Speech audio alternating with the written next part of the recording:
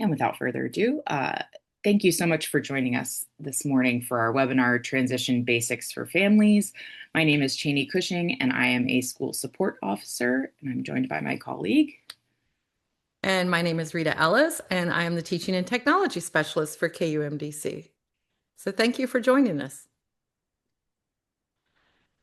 So this morning, we hope that you will be able, after our presentation, we hope that you'll be able to describe not only the areas of transition, but also a few types of services for each areas, a few strategies for helping your child to self-advocate and be self-determined, also your role and involvement in your child's adult life, and to identify post-school options and community agencies and resources that they can help provide your child to be as independent as possible. So, when families hear the word transition, it can sometimes sound intimidating or make it feel like there's pressure to have everything figured out right away. But transition planning is really just a gradual process of helping students discover who they are, what they want for their future, and what supports will help them get there. So, we're going to break this down into three stages. We have stage one, assessment and self discovery. So, in the early years, the focus is really on learning about the student as a person. We're looking at strengths, interests, preferences, and their support needs. This can happen through formal assessments, classroom observations, conversations with you as the family, and simply paying attention to what motivates the student. This is also the time when students begin building self-awareness. So for students with disabilities, that can mean understanding how they learn best, what supports help them to succeed, and how to talk about their needs in a positive way. We also start introducing conversations about the future. Not every student knows exactly what they want to do yet, and that's okay. The goal is to give them exposure and exploration. We want students thinking about possibilities like college, technical programs, employment, volunteering, or independent living. Then in stage two, we want to look at goal setting and transition planning. So as students move into high school, transition planning becomes more formalized within the IEP process. So by this time, and often earlier in the state of Florida, schools are required to include measurable post-secondary goals on the IEP. These goals focus on what the student wants to do after high school in areas like education, employment, and independent living. One of the biggest shifts during this stage is increasing student involvement. So we really want students participating in their IEP meetings, sharing their opinions, and learning self-advocacy skills. Even small steps like introducing themselves during their meeting or sharing one of their goals that they have for themselves can build confidence. This is also when course planning becomes important. So, as families, you may be hearing discussions about diploma options, career and technical education, dual enrollment, work experiences, or electives. And these are all things that can connect to the student's interests and future goals. So, they're all super important. The last stage we have here is implementation and application. And this may occur as students are in high school and up through the age of 22. So in this final stage, students begin applying the skills they've been learning. This can include the instruction in practical life skills like budgeting, transportation, communication, workplace expectations, or self-advocacy. Students may also participate in internships, job sampling, community-based instruction. They may be utilizing the resources such as those through vocational rehab. And these real world experiences are incredibly valuable because they help students to build independence and confidence outside of the classroom. Another major focus is connecting families with adult agencies, and we're going to talk more about those in a minute. This might include VR, developmental disability resources, college disability support offices, or employment programs. One thing that it's important for families to remember is that school services do end eventually, right? So building those connections early can make the transition much smoother.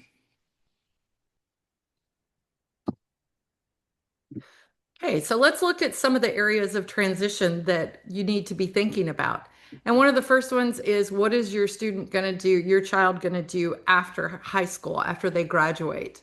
Are they going to go to a post-secondary education or training facility? So that would be vocational, college, university, those types of things. Under employment, they might be looking at job awareness. What's available in the community? And you may help them with job searches, looking in newspapers, looking online, helping develop those skills of looking for a job. And also actual work skills itself of being punctual and being responsible and dependable, things like that. Under independent living, it includes some of these areas that you see here, but how can you help them to develop skills in those areas? Well, one of the ways you can is by helping them around the house, by talking to them when you're doing your banking. Explain to them the what and the why of what you're doing. Identifying and helping them develop their mode of communication. Help them look around their community and identifying what types of modifications might be needed for them to access their life. Also, community participation. That involves accessing community resources, social activities, volunteering, and developing their interpersonal skills. So help them to identify what resources are available within their community and help them to identify what they like to do in their free time and where they can find the resources to support that interest. A couple of other key areas Cheyney touched on a little bit are self-determination and self-advocacy. So helping them to develop how to understand their own disability, to set goals, to make choices, to advocate for needs and accommodations in college or even at work. Transportation and mobility. I mean, let's face it, we all have to get somewhere all the time, right? So, learning to navigate public transportation if it's available, maybe driver's education if they're going to be going for their driver's license, or even arranging for alternative transportation like Uber or Lyft or things like that. Financial and legal issues, they have to navigate legal rights and understand their benefits, such as Social Security or managing their money. So those are areas that you can help them with. All right, so our definition of secondary transition services. This is the technical information according to IDEA law, right? But we can break it down to look at what transition planning is meant to help our students do. It's meant to help students move from school into adult life as successfully and as independently as possible. So, one important thing for families to know is that transition is not just about employment. It can include many different areas of adult life depending on the student's goals and needs. We all have jobs, but we do so much more in our lives. So, post secondary education. For some students, the next step may be a college, a technical school, a certification program, or a trade program, but this may not necessarily apply to all students.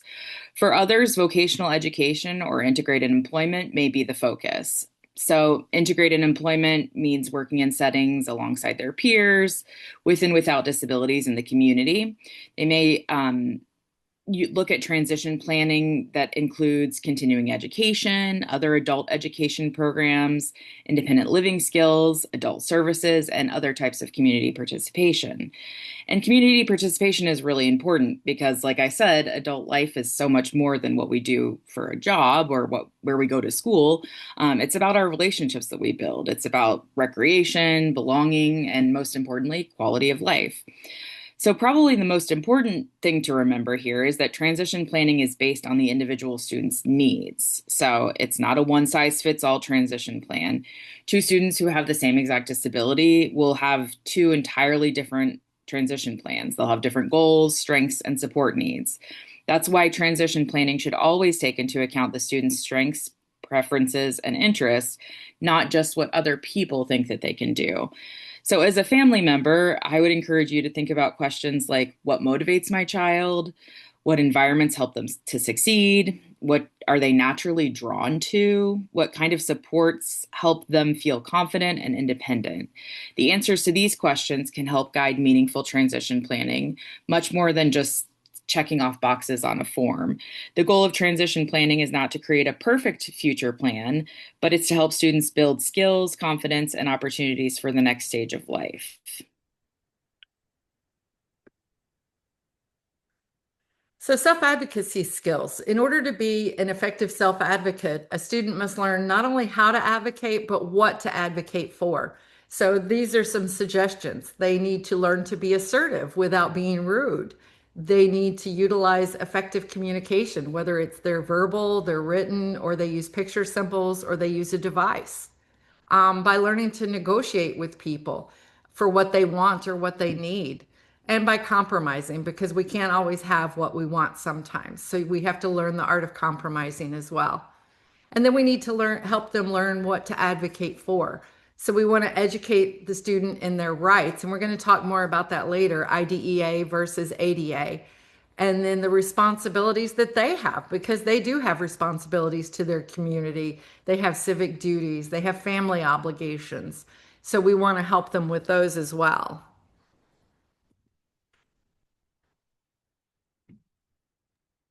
All right. And so self-determination, similar to self-advocacy, not exactly the same, but it's also an important skill that we can help students develop during transition planning.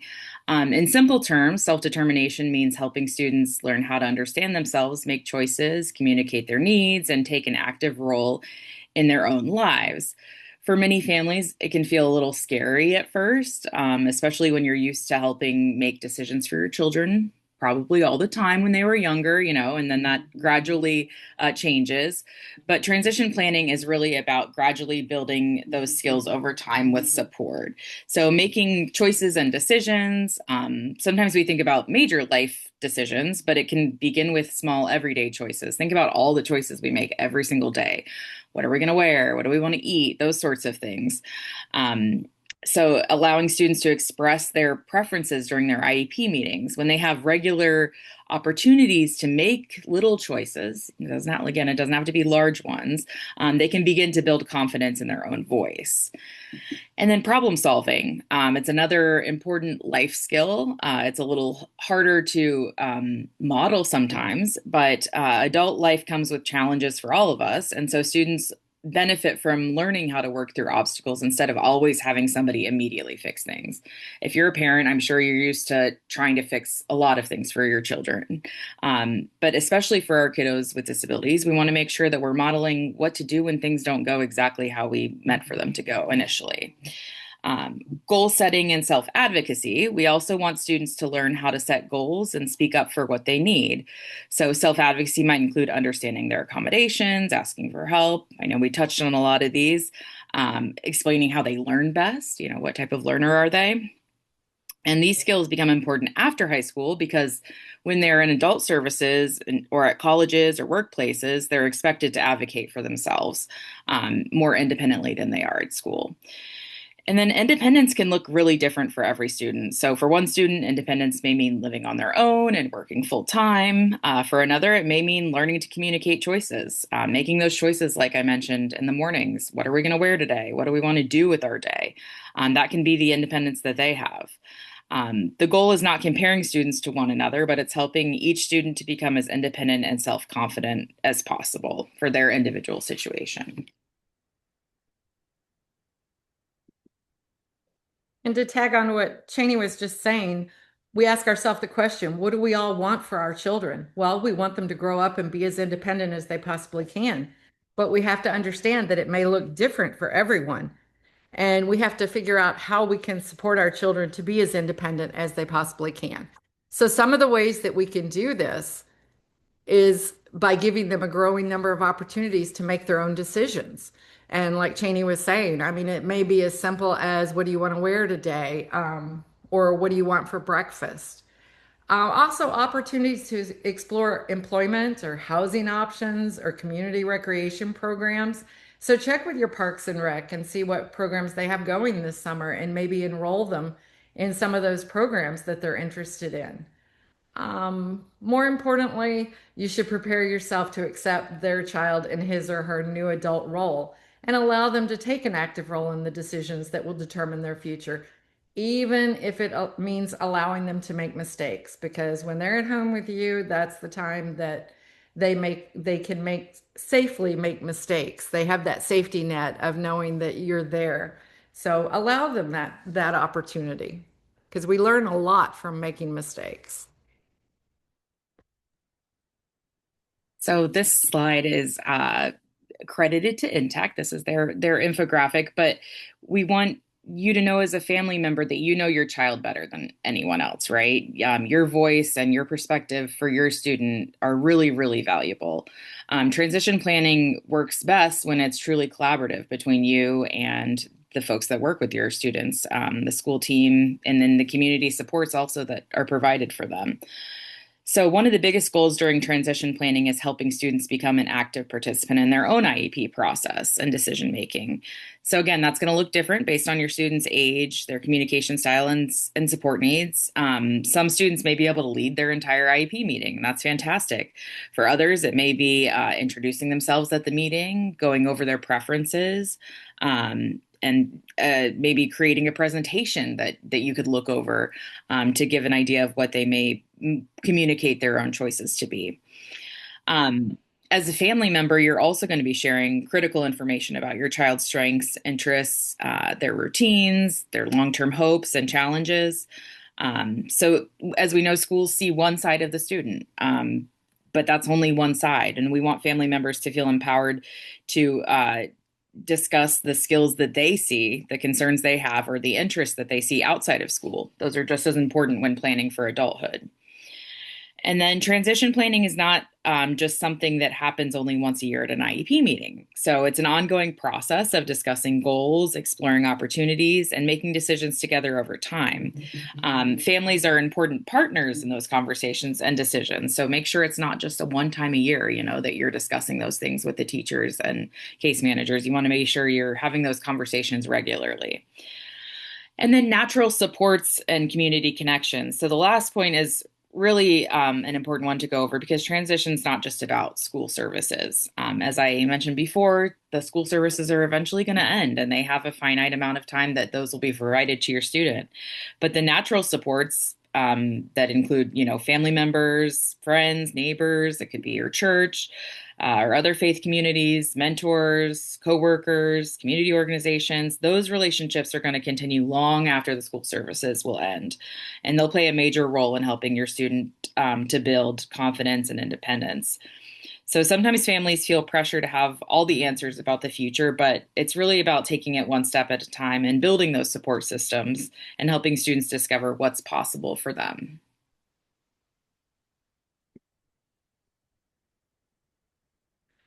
So considerations when your student or your child turns 18. Well, at 18, there is a transfer of rights from yourself as the parent or guardian to your child. And access to their information may be limited. They also can register to vote if they're not adjudicated mentally incompetent or are not a felon. Also, they can assign someone to assist them in voting, so please remember that. Selective services, this is for the young men out there turning 18. At 18, all males must register to vote. So there is a website there, and you can go there and explore more to find out more information about it and to find out if this applies to your child. Guardianship options.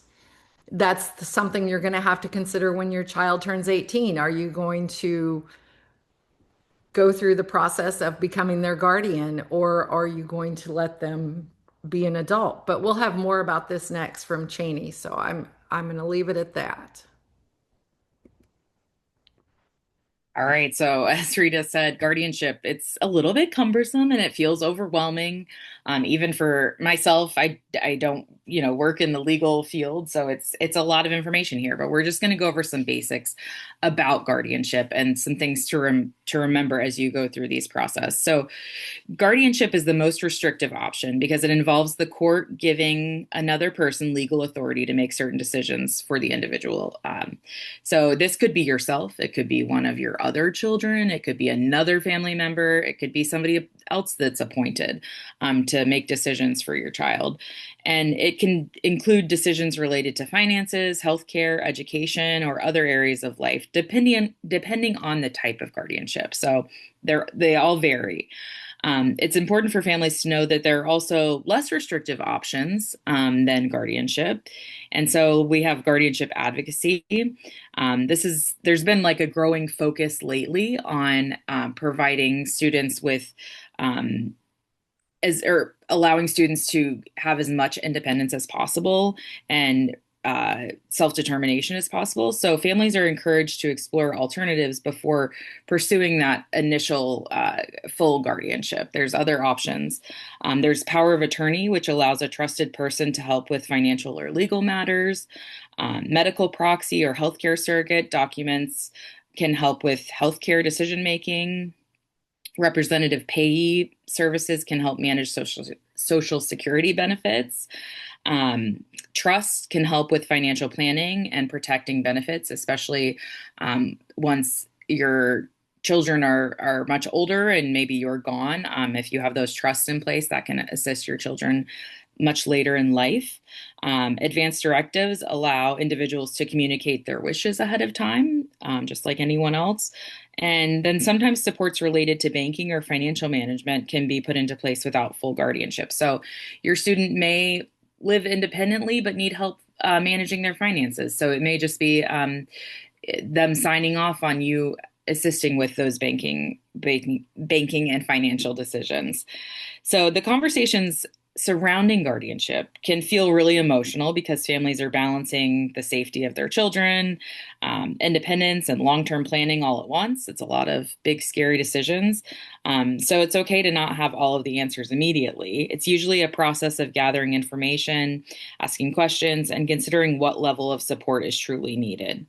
What I'm going to remind everyone is it's really, really most important that you speak with a qualified legal professional or an advocacy organization when exploring these options, because the laws and recommendations, they vary, they change all the time. And so it's really important for you to work with somebody who's qualified to tell you about what's available. And then also you can take a look at the Florida Developmental Disabilities Council website, or FDDC. That's one example of an organization that provides information and resources to help families better understand guardianship and alternatives. And you can also have a chance to speak with individuals who've already gone through that process too.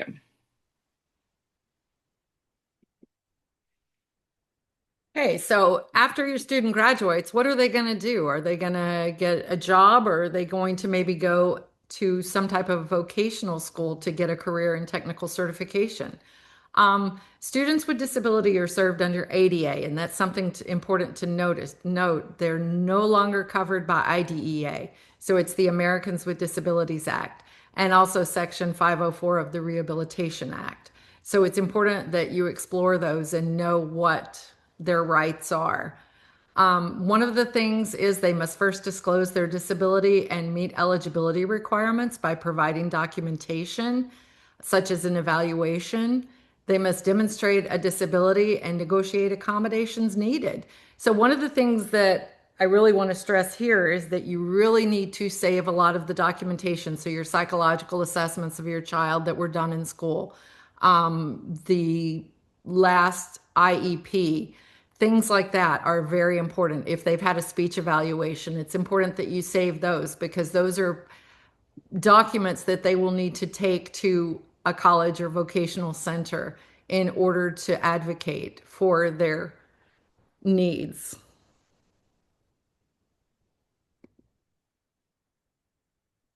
All right, so this comparison highlights one of the biggest transition changes that families will experience in transition between high school and post-secondary schools. So in high school, schools are responsible for identifying students with disabilities and providing services under IDEA. Schools are also responsible for providing what is called a free and appropriate public education, or FAPE.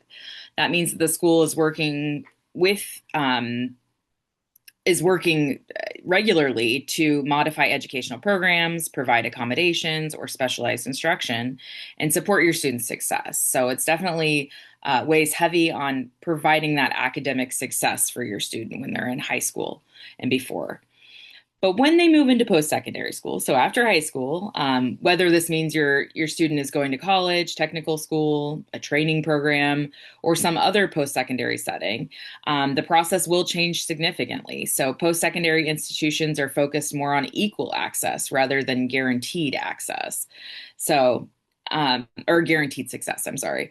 That means that students typically need to disclose their own disability, provide documentation, like Rita said. That's why it's important to have all those documents, and help your student to have those available when they need them after they've graduated from high school. They'll need to contact disability support services to receive those accommodations, and they'll need to request those accommodations by themselves. They won't automatically be given to the students. So, as kind of a real world example, in high school, a teacher or case manager would automatically know a student needs extended time on tests. So they're going to, automatically say, you get double time, and they may go into a different room with a different teacher and make sure that they get that extended time on their test. But in college, the student may need to register with disability services. They may need to provide documentation, and then they also have to communicate with the professors to activate those accommodations. So that's why practicing self-advocacy before graduation can make such a big difference.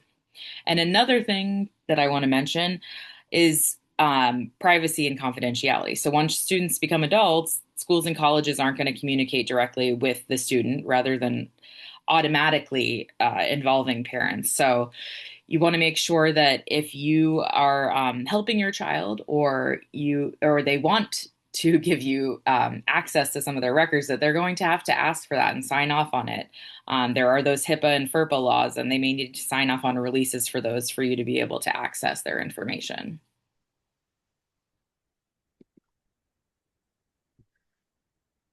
So after they graduate, one of the things they may want to consider is a post-secondary education.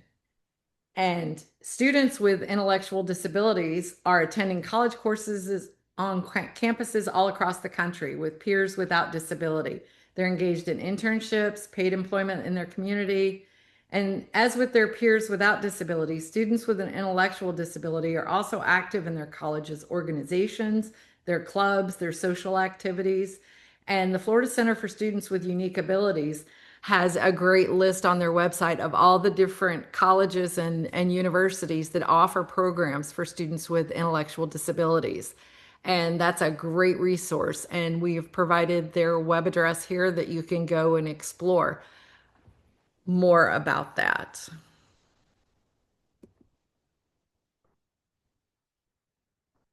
All right, so one of the major adult service agencies that you probably have already heard about, but if you haven't, then I'll tell you a little bit about it, is vocational rehab. And they focus on helping individuals with disabilities prepare for, obtain, maintain, or regain employment. So for many families, employment can feel like one of the biggest transition concerns after high school.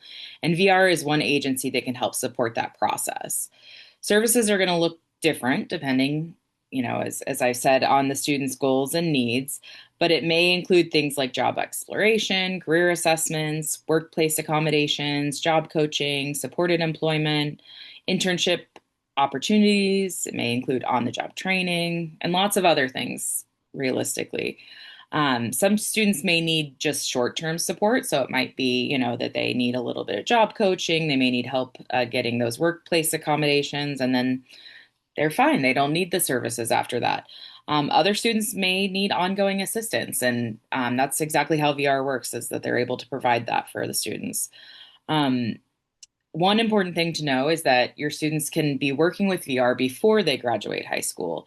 So the early connection helps create that smoother transition between school services and adult employment supports. Your schools or transition specialists or case managers can help you begin that referral process if that's something you're interested in. And as a theme that we've had during this presentation, the VR supports are going to look different based on student needs.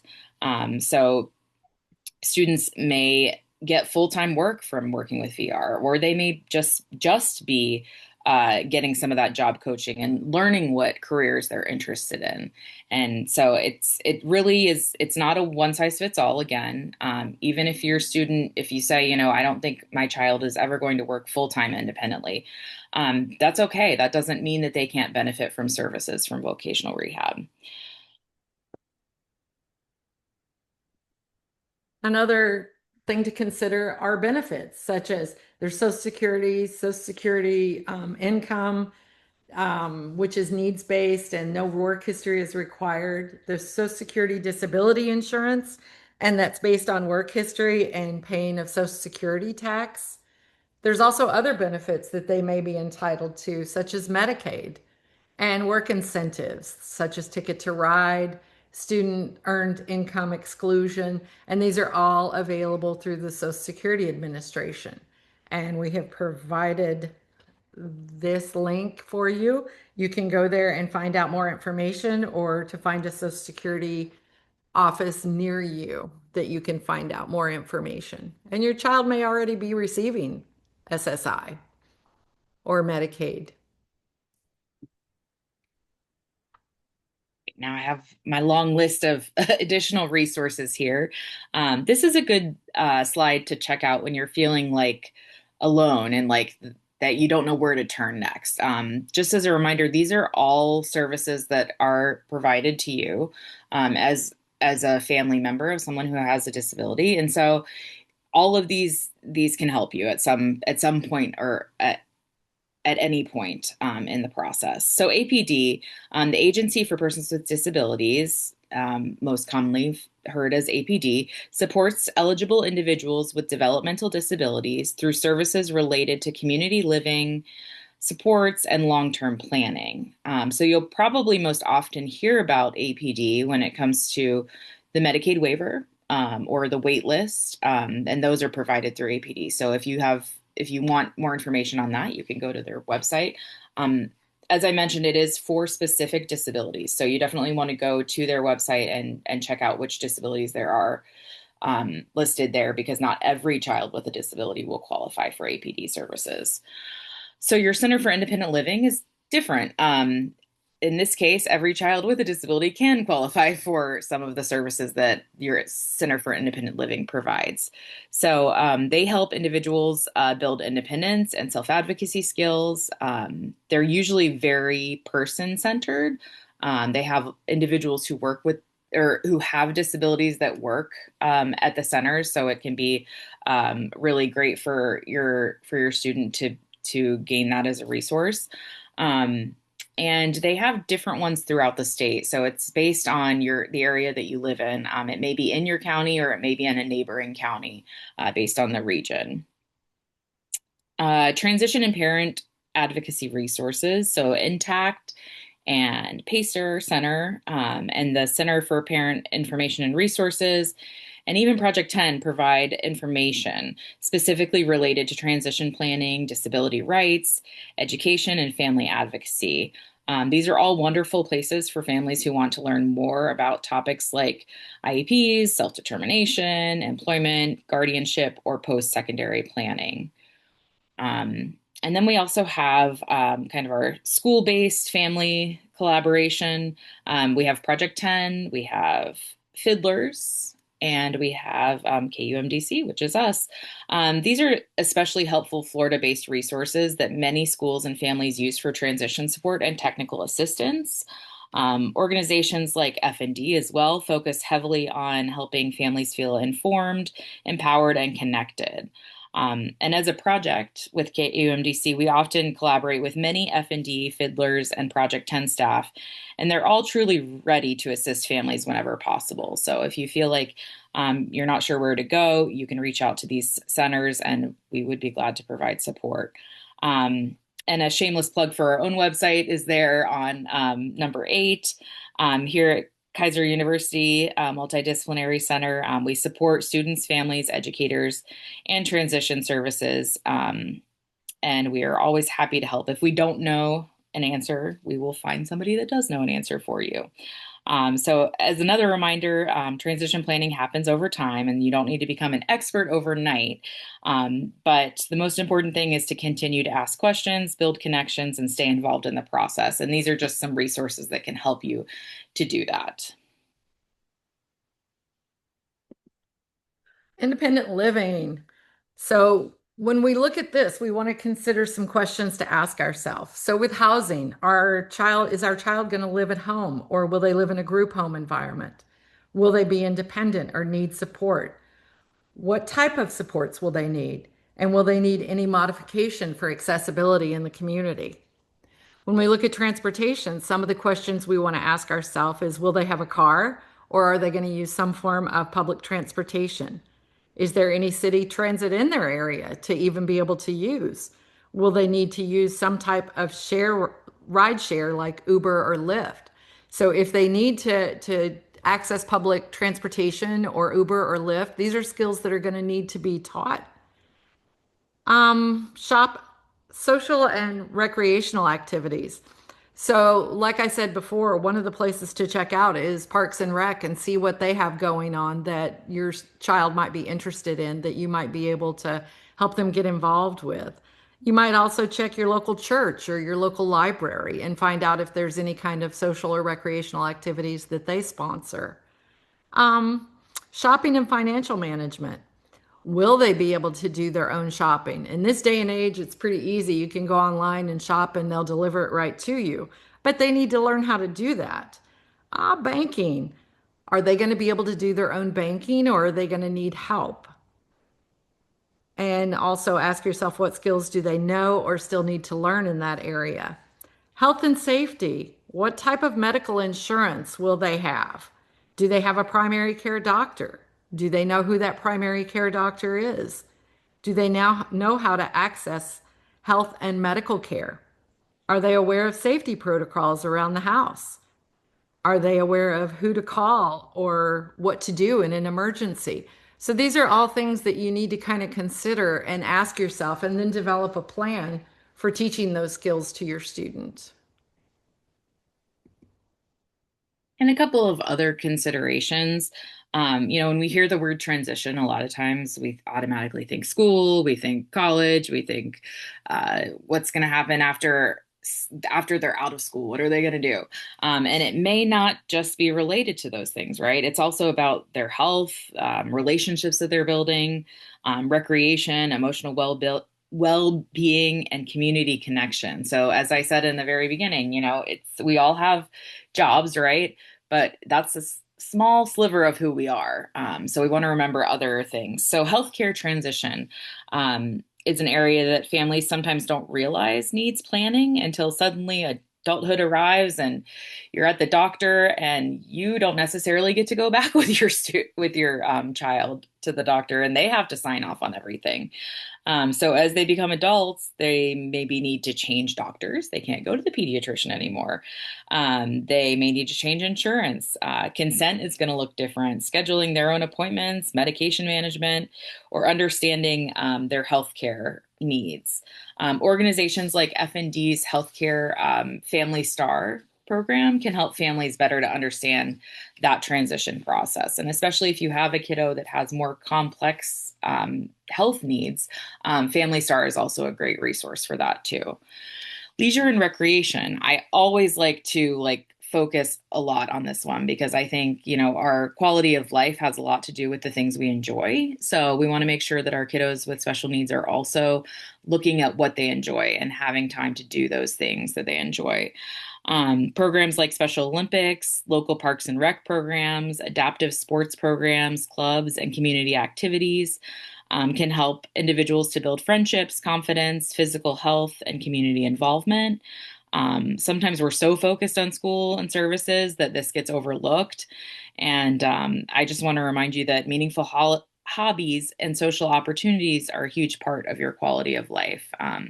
There are lots of special needs camps that go on throughout the summer, some for young students, some for adults.